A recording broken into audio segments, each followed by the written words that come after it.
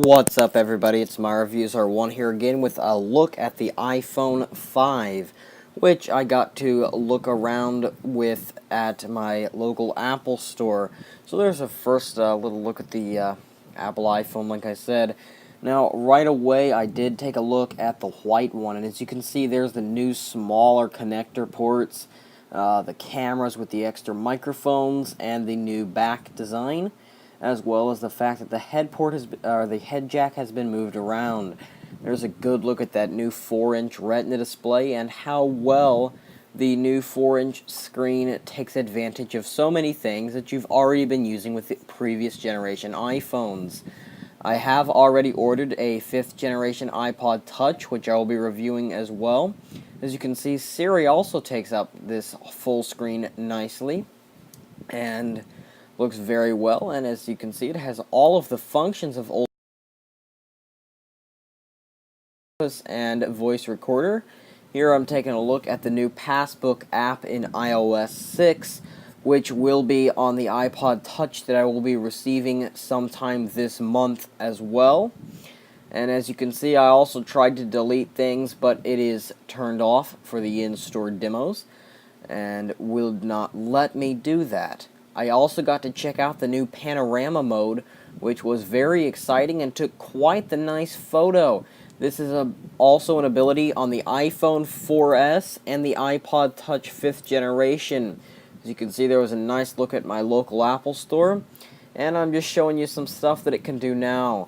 When your Facebook is logged in, it will pop up in the notification center, and all of the things that you've been doing for so long just look so beautiful on the screen.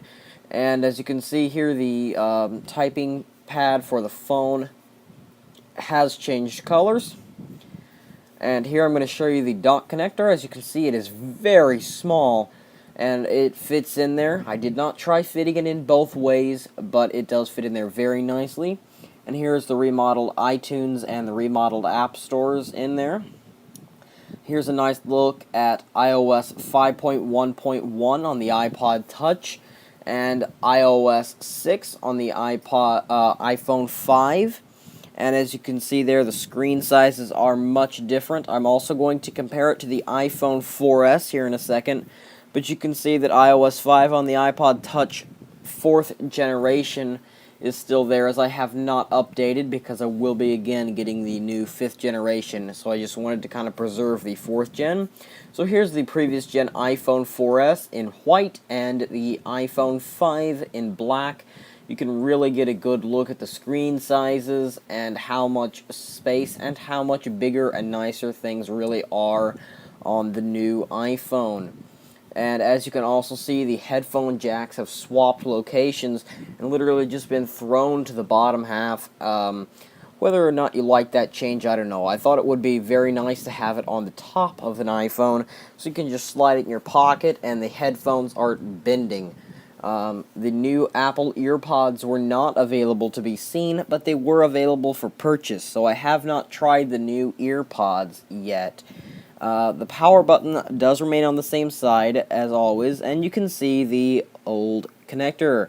The new shuffle colors came out as well, as I got to check out the shuffle and the store. And here's iOS 6 running on an iPod Touch. As you can see, there's the notification center.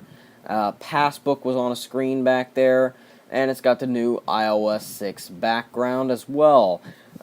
This was the 32GB model, which price has been lowered, but they did not have a 16GB model anywhere in the store.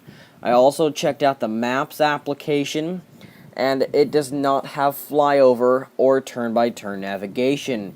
Here's 5.1.1 and 6, both running on 4th gen touches, and here's the iPad 2. As you can see, I'm showing how the clock app works in here in just a second, but there is no Siri or dictation on the 4th gen iPad. Even though the 4S and iPod Touch 5 have the same internal processors, for some reason they just did not put that on this iPad. Don't know why that is. Here's Siri running on a 3rd generation iPad in the store, and I do have a 3rd gen iPad and do know that Siri works quite well. In the Sony store downstairs, I also got to check out a blast from the past, and that would be the 3rd Gen Nano.